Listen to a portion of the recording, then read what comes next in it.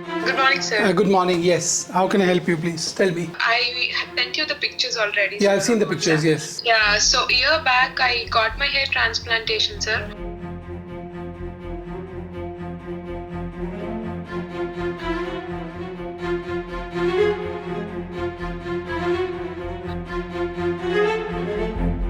So the day I didn't have a chance to talk to him very clearly. I just during the procedure when I shaved my head, I went ahead and I met him, and he asked me what is your concern areas.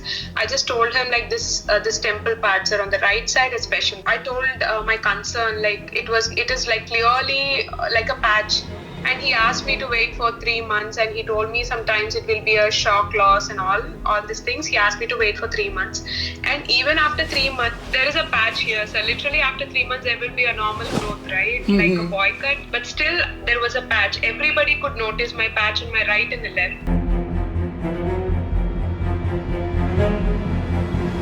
In the picture also I've sent you, even with the hair growth, they can actually notice. So then I asked him like what is the thing. He asked me to wait for 6 more months. So I waited 6 more months, and after that also he kept saying the same thing. So it's been a year, and recently I tried talking to him, but for some reason I couldn't get in touch with him. And I don't want to go there to get my refilling done. What is your opinion? So you have seen the pictures. Like, is it possible for me to get a refill? Yeah, but see, whatever now damage is done, the thing is that when you have a overharvested scalp donor, there is very little we can do for that, because as it is in ladies, the hair, when they are thinning, the hair availability is very less, and donor areas are not filled up. You will have to camouflage it, or at the most, if you want to wear a short hairstyle, then you will have to do something called a scalp micropigmentation. Yeah, sir. I have a question, the nape of the neck at the last part, like the 2 lines, can we use those at least to fill in? And can you use my pubic hair or something there's no other option? But there is not much hair in the pubic area, no? Not much hair in the pubic area. At the most, in the pubic area, we can get about 250 hair. Yeah, just to fill in, sir.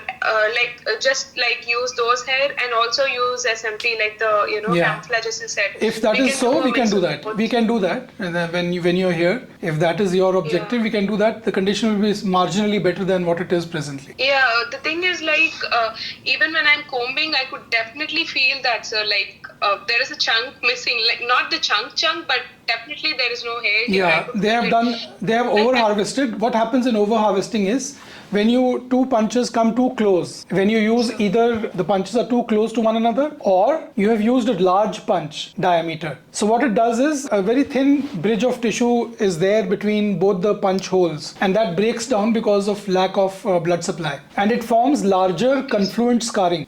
So this dense scarring kills the hair which are intervening in between the 2 punch holes. So they also die off by a process called shock loss. So this is clearly a case of overharvesting, either because of the punch holes coming too close together, or very large diameter punch size has been used, causing confluent scarring. So this is the reason in which intervening hair have died off, you lost them. So we will have to see how dense is the scarring, and since it is more than 6 months, now more than 1 year, we can attempt to put grafts depending upon their availability into those areas. It will not completely get back to your old situation because the scar and hair don't grow so well in scarring. So we will have to have a gap between holes. So it will not be as it was earlier. Yeah, so at least can we use both techniques? Will it cover? Since I actually frequently shave my head.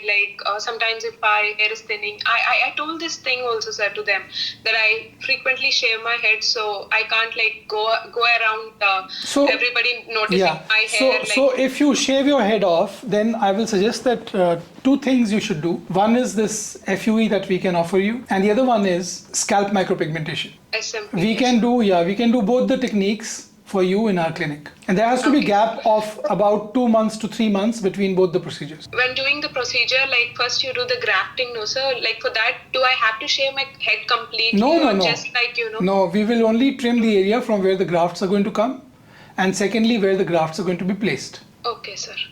So can I have a boy cut they do this a shaving proper neck and a hair? Yeah, you can do that. That's a faded look. You can do that. Okay, yes. You can do that and come. Sure, sir. One more question, sir.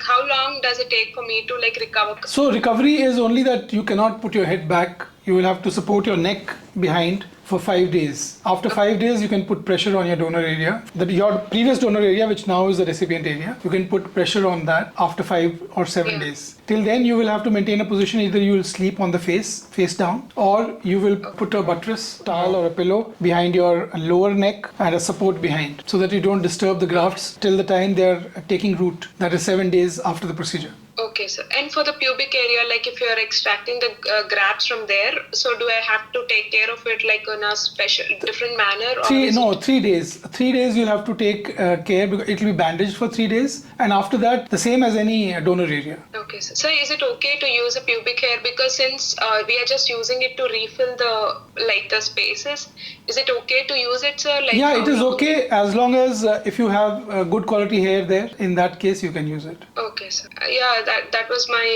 thing. Like, I didn't know like if I am eligible to do it. And so this is it. We can attempt to do as much as we can possibly without damaging other areas. So scalp micropigmentation will very well take care of your situation. Yes. So I have a question. Like, if I come for 2 weeks, like the first week, if the procedure is done, can we like do the SMP like after 2 weeks? No.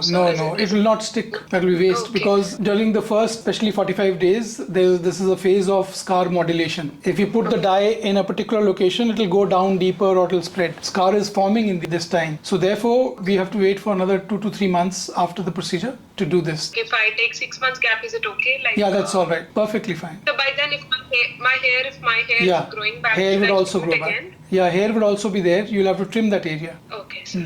Yeah, I had to go all through this like for nothing, and you should have done your research or asked your dermatologist friend for suggestion. He pretty much does HT so frequently. I was so very confident about him, sir. Like, I didn't even like think about like he doing it to me.